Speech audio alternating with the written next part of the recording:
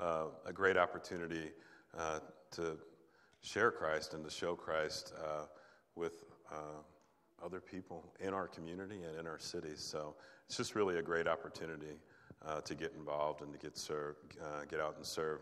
Like they said, there's sign-up sheets. There's also a sheet over there with information on it. So anyway, thank you guys. Thank you. All right. Kevin?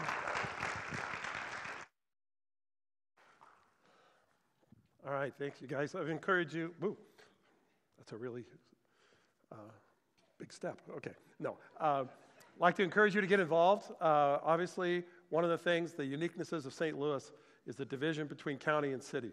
And not only financially, and in lots of other ways, including racially. And we want to fight back against that division because it's difficult. So I just encourage you to maybe get involved if you can. I want to give you a heads up at a little later in our service, we're going to take communion together. Jesus said when he served communion, he served the wine and the bread to his disciples. He said, "Do this in remembrance of me." They didn't really exactly know what he was talking about. They didn't know for sure that night he would be arrested and the next day he would be executed. But he said, "Do this in remembrance of me," because it represents my body that's going to be broken for you. It represents my blood that's going to be shed for your sin. And so do this in remembrance for me. And he says, "I will not do this again with you until I do it in heaven with you again at the wedding supper of the Lamb." And so we do this waiting, anticipating of doing this with Christ again in a heavenly sense, in a heavenly place. So we're going to observe it today. And really the scriptures tell us that the people that participate in this, because here at Quest we say that we want to be all about people who are skeptics and inquirers and already convinced. And so if you're here this morning as a skeptic or an inquirer, you're not really sure you believe this yet, you're just kind of hanging out with it, kind of wrestling with it, talking with people about it, trying to evaluate whether you buy into this, probably communion is not a place where you'd come because it's really someone saying, "Hey, I believe that this really is." Just like that song said, "I believe in God the Father. I believe in Christ the Son. I believe in the resurrection. I believe what he did for me, and I've incorporated it in my own life." And so if you're already convinced, this is a place for you. If you're a skeptic or an inquirer, this is a place for you, but probably communion wouldn't be appropriate. There's one other group of people that scriptures tell us that's not appropriate for to take communion, is if you are a believer, but you're out of fellowship with him, you know clearly in your head and heart, I am at odds with God and I am not willing to deal with it right now. I am going to stay there. I'm mad at him, and I'm rebellious, and I'm going to be there. It says that don't do this because it's really denying what he did for us. And so if you're in that place, which we have all been, right? Of course, we've been there. Maybe today is a day you say, okay, I'm not going to participate because my heart can't really be in the same place. Now, to participate doesn't mean you have to be sinless, okay? It just means that you have to go, okay, I'm a total sinner, and I'm giving it to Christ. I'm confessing it as reality, and here it is. And God, I know this is why you died for me. It's this very sin in my life. And so I come and participate because out of a humility of his forgiveness. So that's kind of what we're going to do in a little while for communion. So I want to continue as we worship together. I want to focus on some things we've been talking about for the last several weeks. But we've been talking about life. And it's really kind of a fundamental question, isn't it? What is life all about? Why do I exist? Where is it going? What am I doing? How do I connect with it? And then we've also been talking about love. We've been trying to ask the question here at Quest for this season of our church is, what does it look like to love, really?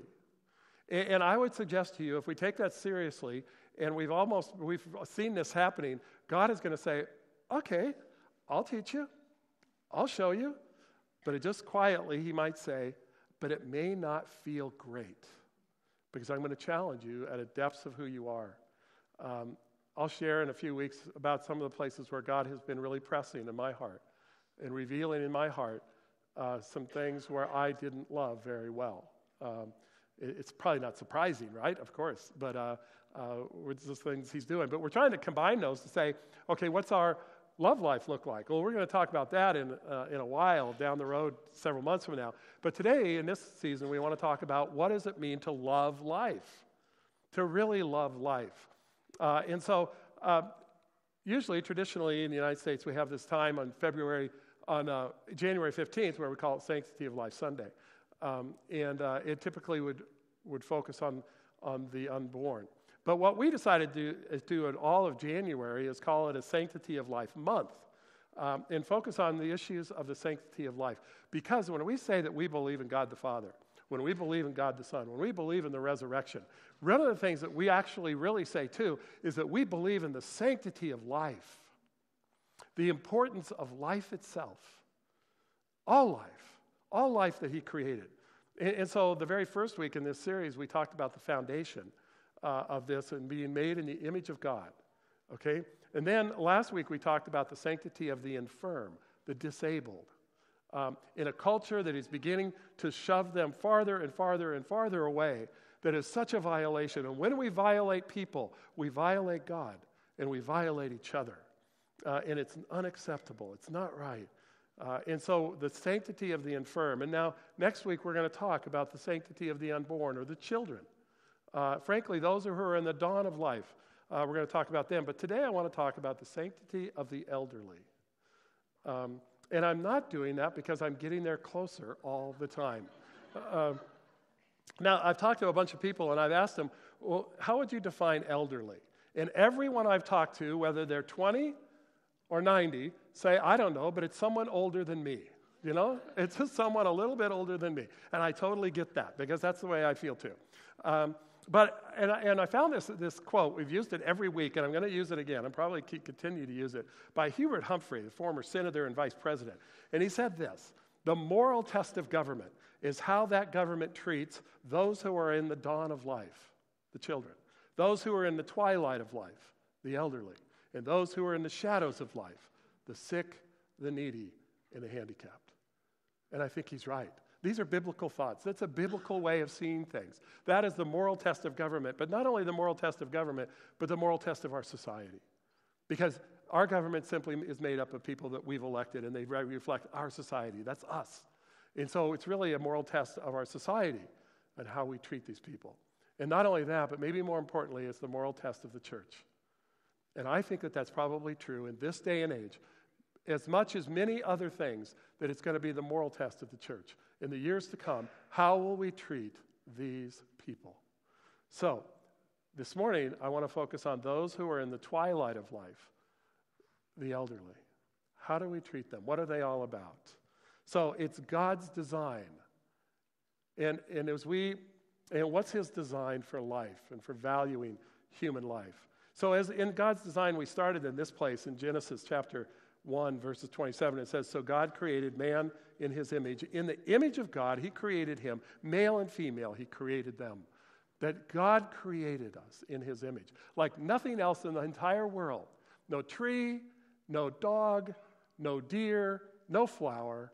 Nothing was made in the image of God except for mankind. Now, do I like trees? I do. Do I like dogs? I do. Do I like flowers? Absolutely. Do I love the deer that run through this property? Sometimes when you're out here and see them, I love them. My wife hates them. She doesn't really like deer. They eat her flowers. And they eat all the hosta, and they eat everything. And I secretly am okay with it. But I don't say it at home. So I don't say that at home. So don't tell her I said this, okay? But God created mankind in his image. Wow.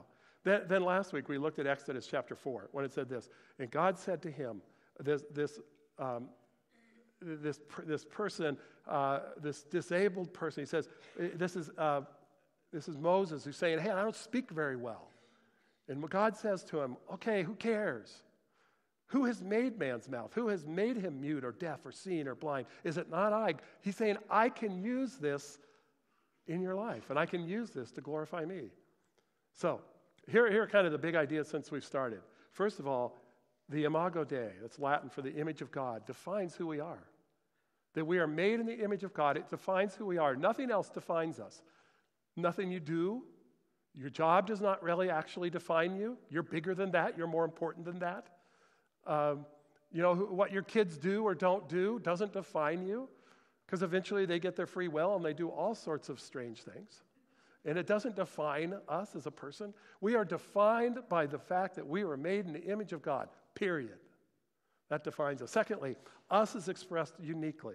The first week we talked about uniquely as male and female. And we live in a culture that's struggling with figuring that out and what that means to be made as a man and a woman. But when we demean that, we demean God. We demean all sorts of things. There is a beauty to being a guy. There is an awesomeness to being a woman. And that we both are equal and yet incredibly different.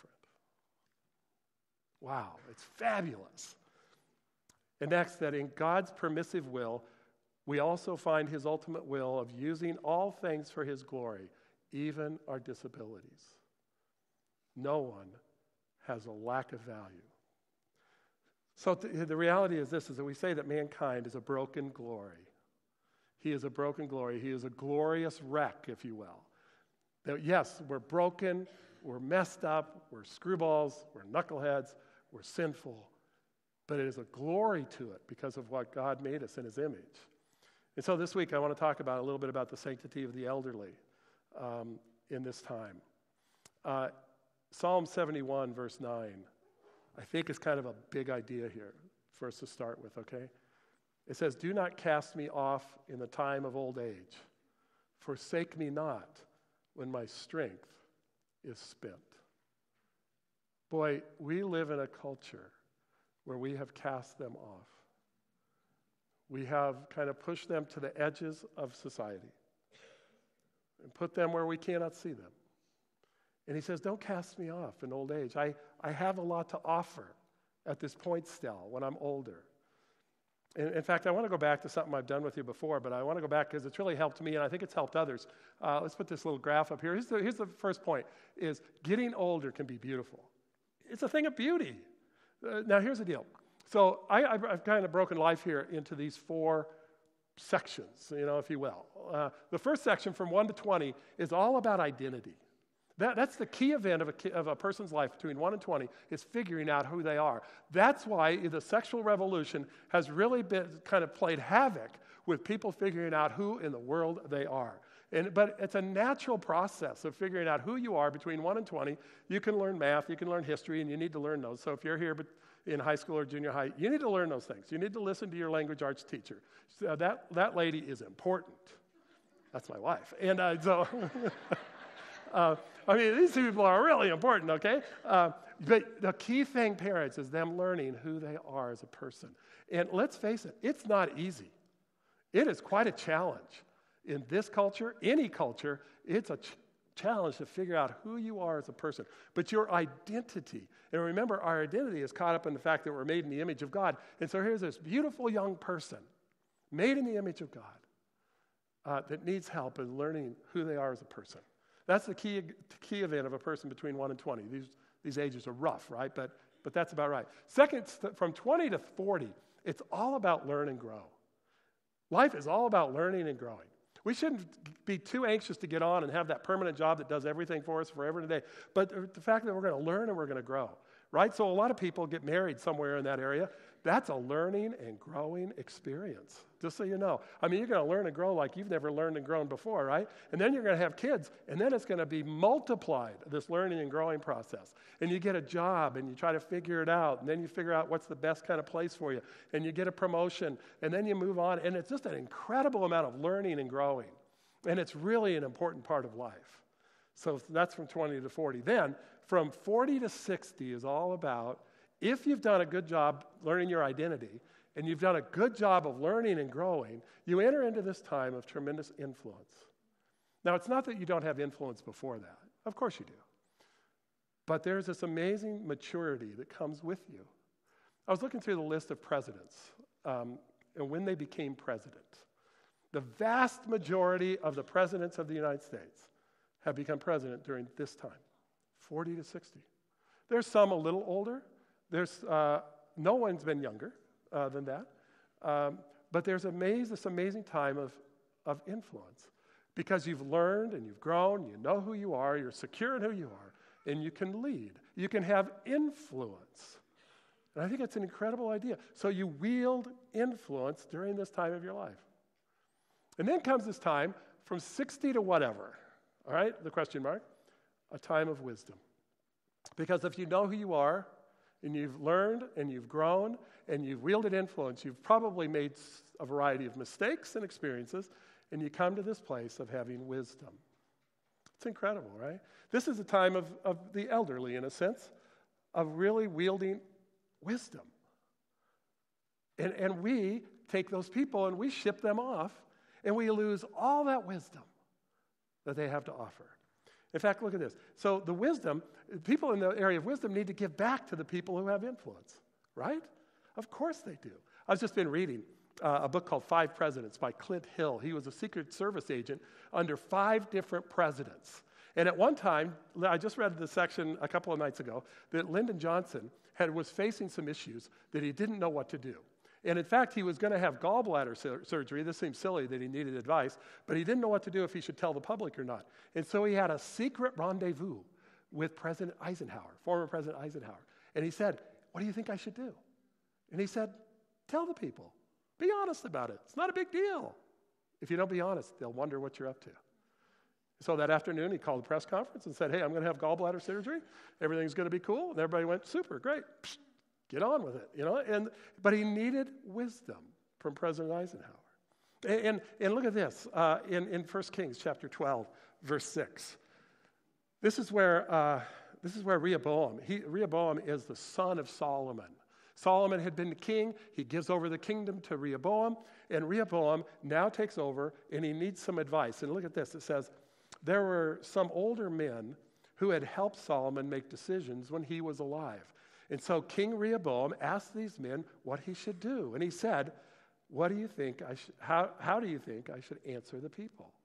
It was really wise. Now, unfortunately, when he went to these older men, Rehoboam asked them, because there were heavy taxes in Israel at that time, really heavy taxes. And so all of Rehoboam's advisors, which were guys his age, said, you need to raise the taxes. You need to make it more burdensome. If they think they have a whip right now, you need to give them a scorpion, is what it says. You need to really nail them. And so he went to these older guys and he said, what do you think I should do? And they said, no, you're going to kill them if you raise the taxes. You're going to cause all sorts of problems. You need to lower the taxes. Now, I'm not making political comments today, okay? That's not what I'm saying.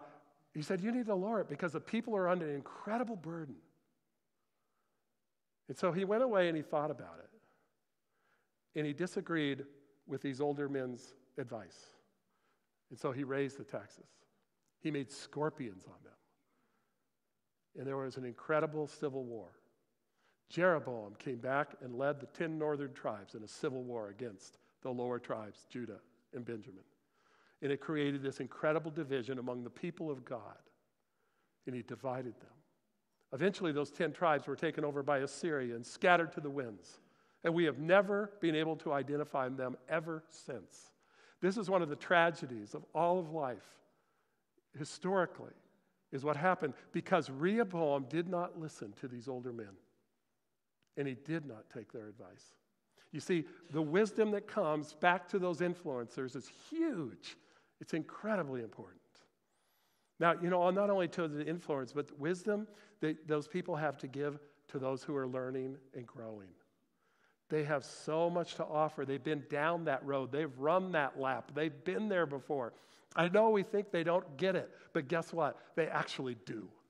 They actually understand it. Look at this in Psalm 71, verses 18 and 19. This is really a beautiful, beautiful passage. It says, now that I am old and my hair is gray, or I have less hair than ever before. He missed that part. But don't leave me, God. I think we all feel that. We feel that at any age. But especially sometimes when you're older, you begin to wonder, God, where are you? But he says this, he goes on and he says, God, don't leave me because I must tell the next generation about your power and your greatness. I want to tell that next generation how amazing you are. That's like evangelism, right? That's like cool. That is like teaching. That's like investing. That's like telling people, let me tell you about my life and what God has done and how incredibly beautiful he is, how incredibly powerful he is, how incredibly great God is. And it comes with some substance because of where they've been and what they've done. Wow. God, your goodness reaches far above the skies, and you have done wonderful things. God, there is no one like you. And I want to tell the generations below me. I want to tell those who are learning and growing all about you. I want to draw them close to me. I want to put my arms around them. I want to speak to them kindly, and I want to tell them about how awesome God is. But if you don't know who you are, and you haven't learned and grown, and you never wielded influence, you will not have wisdom to give back to these other generations. And so, this generation wants to tell those learners and growers, God is awesome. Wow, that's incredible, isn't it? Well, not only that, not only do the wisdom people give back to the influencers and give back to those who learn and grow, but they also give back to those who have identity or trying to figure out who they are, right? Of course. So here in Proverbs 13 and Proverbs 19, look at this. It says, a wise son hears his father's instruction. You see, there's this wisdom of young people. If they will embrace what they are taught, that it helps in life. We live in a time where really subtly the younger generation is told, do not listen, they don't get it, they don't matter, they don't understand. And in fact, what they'll tell you is probably not what you want to hear, therefore do not listen. And where that sends them is down a very foolish road.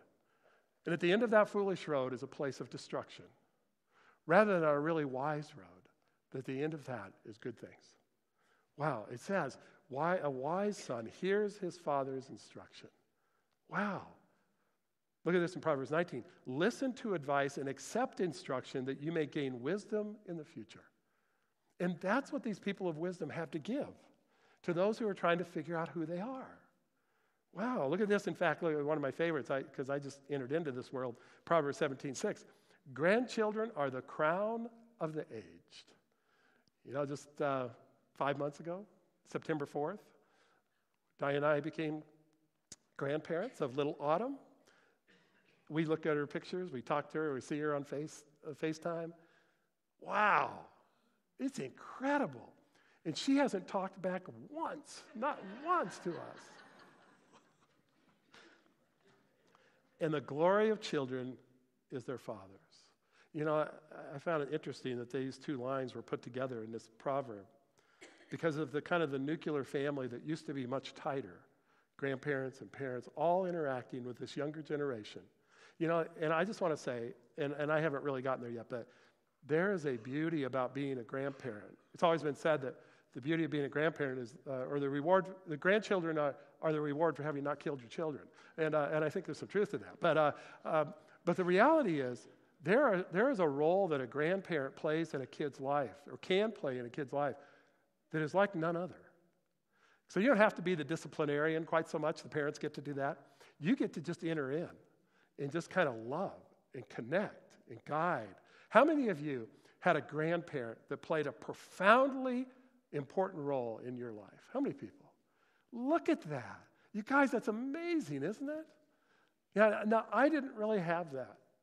And I would say one of the poverties of my life is the fact that my grandfather on my dad's side, who died when my dad was a teenager as a result of being gassed in the trenches of northern France during World War I. I never got to meet him.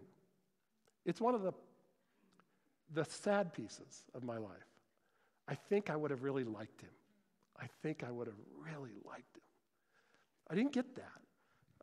And my other grandfather was pretty distant. And so I didn't really get that piece so much. But there is a beauty to being a grandparent, because what you bring is great wisdom with great connection to these kids' lives. And they need it. They need it. Okay. I think getting older is beautiful. Look at this, Benjamin Franklin. He's not someone we quote a ton in church, but he said this one time, and I love this. He says, those who love deeply never grow old.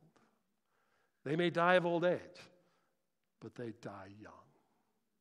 Isn't that what we're talking about?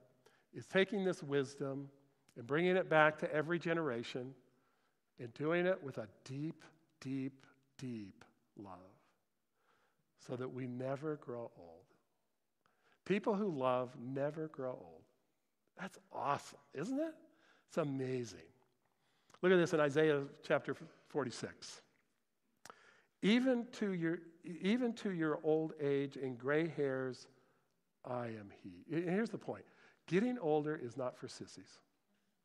You've heard that said, but it's true. Getting older is hard, right? It is hard. I mean, you start to lose things, You lose your hair. You lose your eyesight a little bit. You lose your hearing a little bit. Sometimes you lose independence. I'm talking to my mom. She's 92. She's thinking, I think I need to stop driving.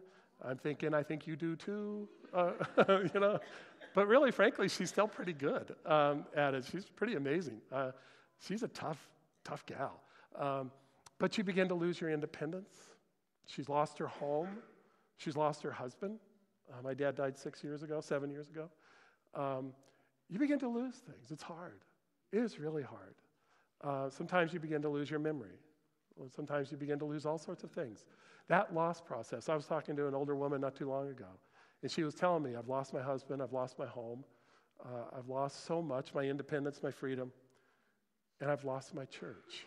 Because she felt like her church had moved on, and it was a place that she no longer recognized and felt isolated from.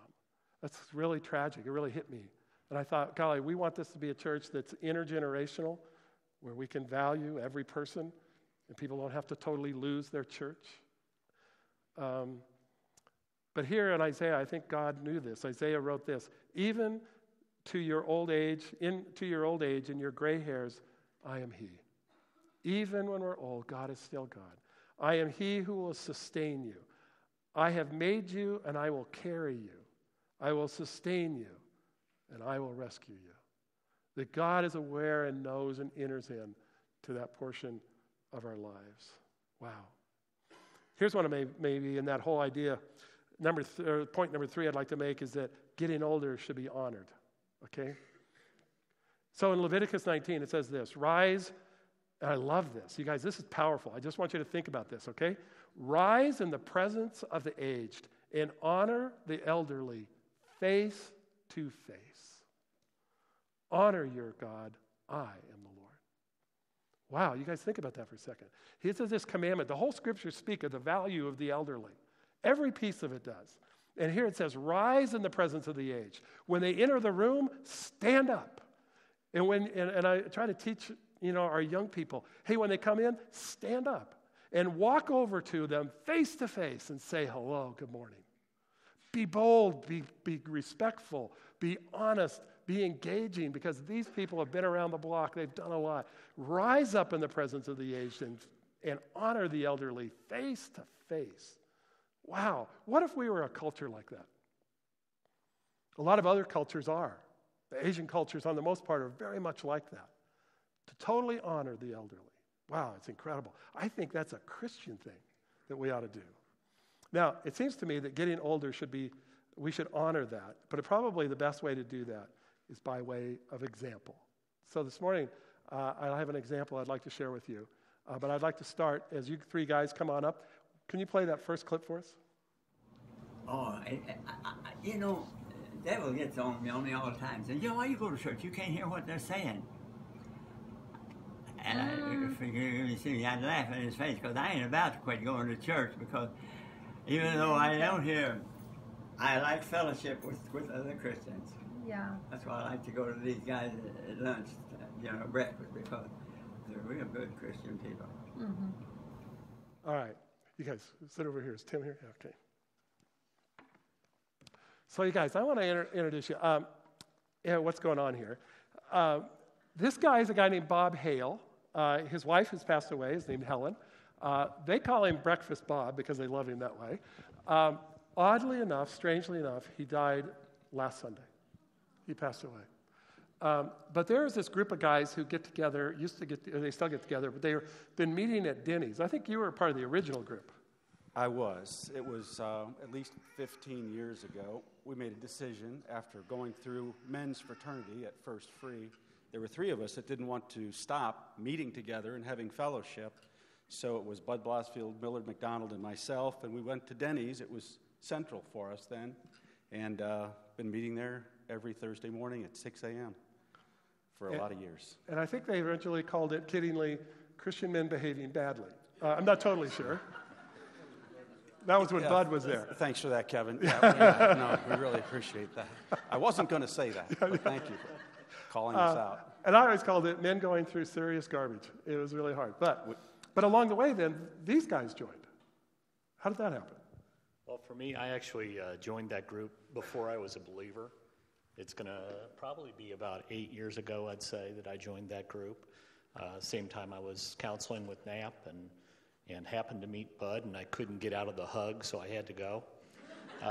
But that's when I joined that group, and it made a big difference in my life, as well as just all the people, I guess, Mike and I were talking this morning, that have come through there, come through that table, that we've met, people that are part of that today, that really it was just out of sharing the word and dealing with stuff. Every week we'd kind of go through, somebody might be dealing with something more, and we might spend the whole breakfast talking about it, or we might just spend the whole breakfast celebrating something fun, but they were always there. That's cool. And Tim, when did you start? That was probably 2002 or something in that time frame.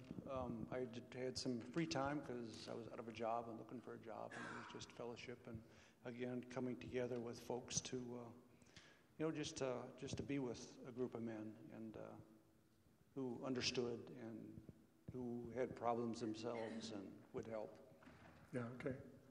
And then somewhere along the line, Bob, can you tell, how'd that happen? How did he become a part of your group?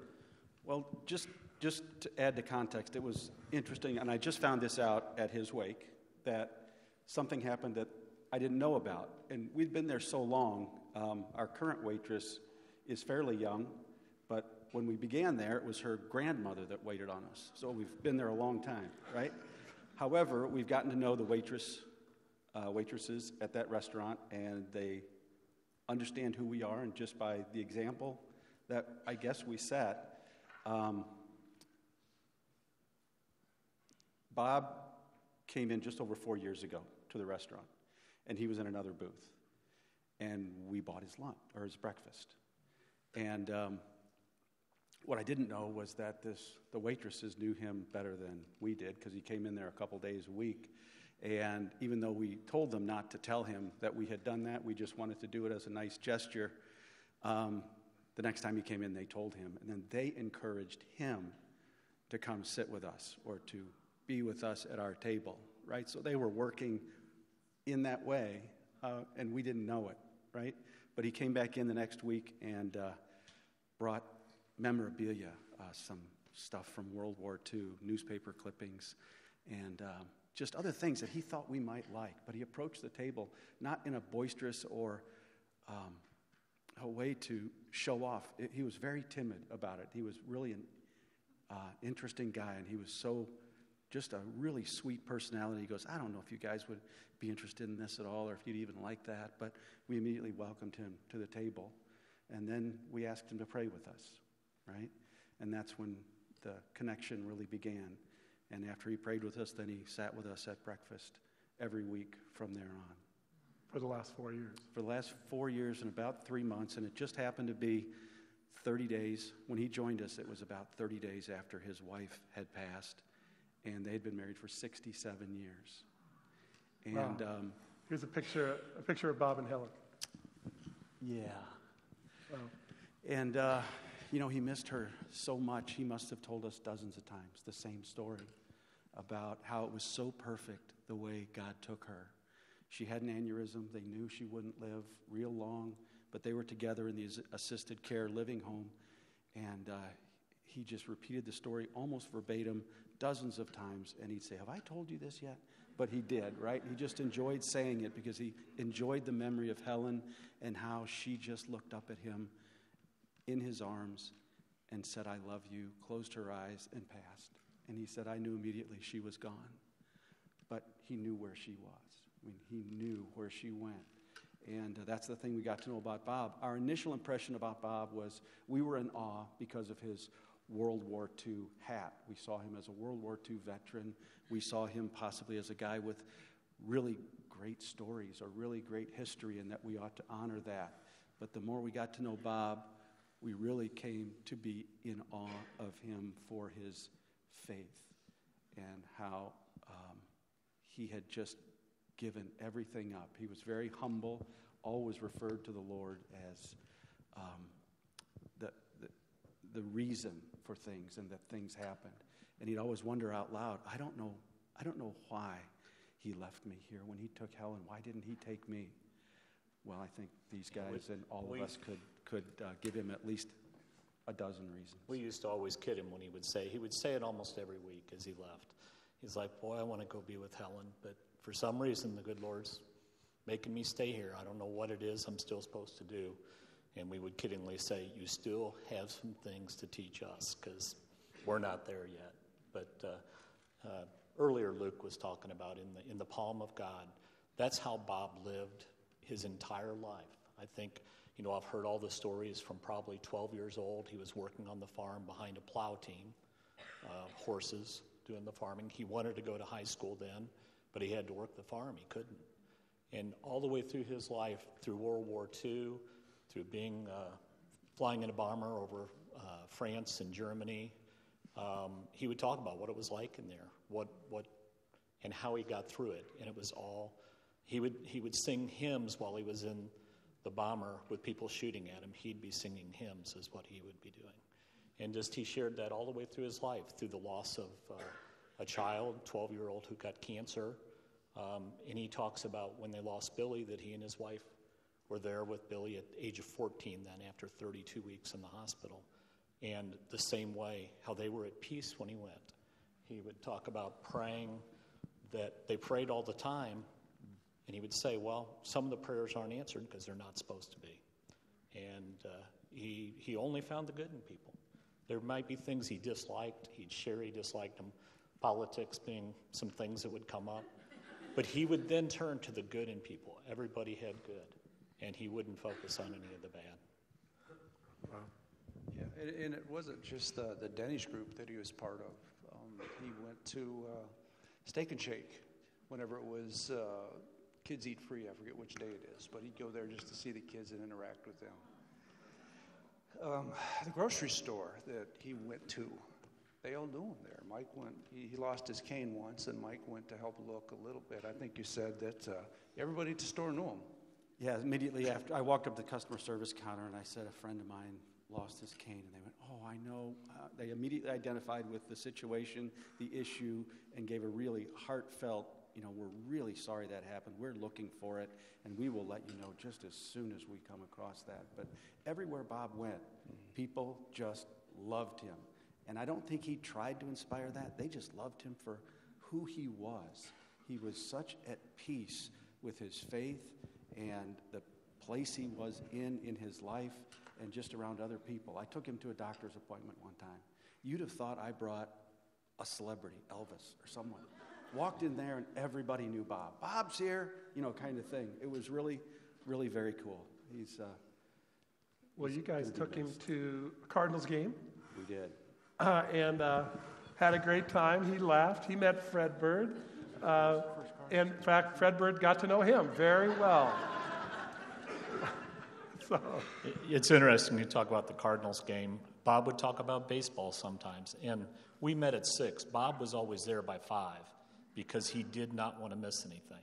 So he would generally be there by 5, always, the waitresses said. But he was talking about he couldn't stay up late enough to hear the end of the game. It was one of the extra innings. So we talked about the game, and I said, Bob, when's the last game you were at? And he rattled off the date. He rattled off who they played, and it was in Sportsman's Park. And so that's what gave us the inspiration to take him to the game.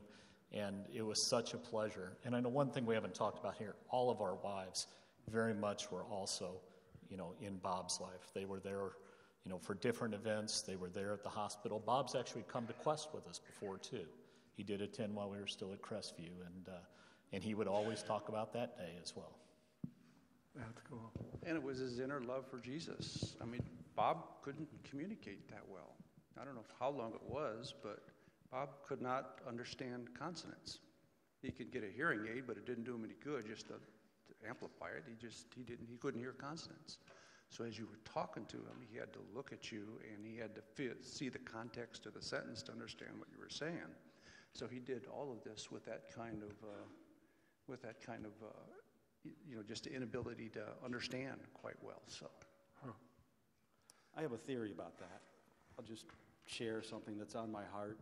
Bob he didn't lose his hearing. He could hear perfectly well, but he couldn't interpret. When a word had too many consonants, his brain just didn't figure it. So he's a little bit difficult to talk to. And when there were 3 or 4 of us at breakfast, he would sit there very quiet. Or he would engage the one of us that was closest to him, right? But I think the encouragement was to listen to Bob. Because all you needed to do, it wasn't what we had to say to Bob that was of value, it was what Bob had to say to us that was of value. And I really came to know and appreciate that. And many times I would be the first one there, and it was my Bob time. I just looked so forward to it every single week. I'm thinking to myself, why? But Thursday was the day, and I just really enjoyed it. And all I would have to do is sit down at the table and look at him and say, "Hi, Bob, how are you?" And he would just start to talk. And he talked and talked. And what I found out also at the wake from his nephew is Bob was never like that. Bob was quiet, especially when Helen was around. He didn't talk very much at all. He was very shy and introverted, and it was only after she passed that he became more verbose and wanted to tell stories and talk about who he was and where he'd been and share with other people and be in fellowship really with other men's groups like that. So I just thought it was really interesting. So that's my theory, is that Bob's value and what really happened there was the encouragement to listen to Bob because he had such tremendous worth. That's cool. Is Becky? No, she couldn't. Oh, his niece was going to come tonight, but she couldn't make it. And then last Thursday, they taped a picture of him to the booth and texted, "Remembered with honor and love this morning at Denny's," Bob. I think that's what it means to honor the elderly because they have so much to give. So we'd like to wrap up our time, at least with this section. We'd like to hear it. Bob's going to sing Amazing Grace. Amazing grace, how sweet the sound that saved a wretch like me. I once was lost, but now I'm found. Was blind, but now I see. Is that awesome?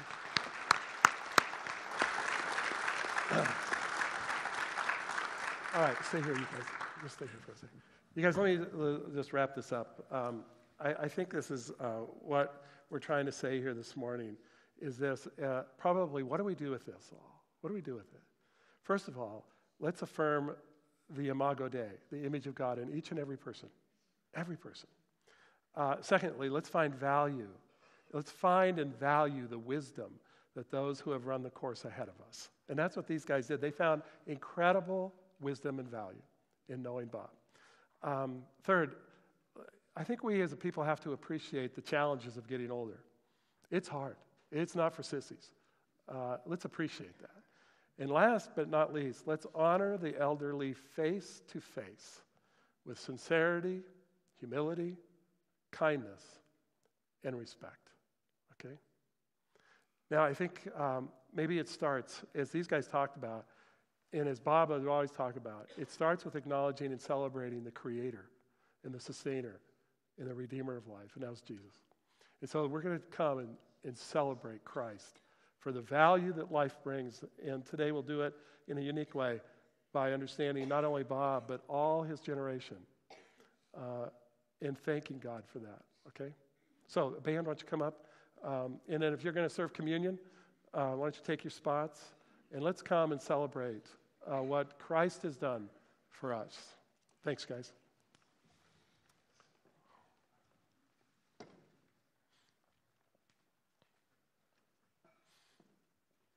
Let me pray for us as we enter into this. Father, we recognize the reality that you created life You created it and you sustain it, and you have a value to it no matter what. And thank you for Bob, 95, almost 96. Thank you for him, and thank you for every person that he represents. Father, forgive us that we have not valued that generation. Forgive us as a nation, as a people, as a church. Forgive me. But Father, we want to celebrate what you have done, who you are, in the fact that, just like Bob, he found amazing grace in you. And so we come here to celebrate your amazing grace in our lives. And we do this with each other, and we do this in kind of connection with Bob in this. So we come to celebrate the fact that you gave your body, sacrificed for us, your blood that would cover our sin. And we come to say thank you and to remember and to celebrate. And we pray in Jesus' name. Amen.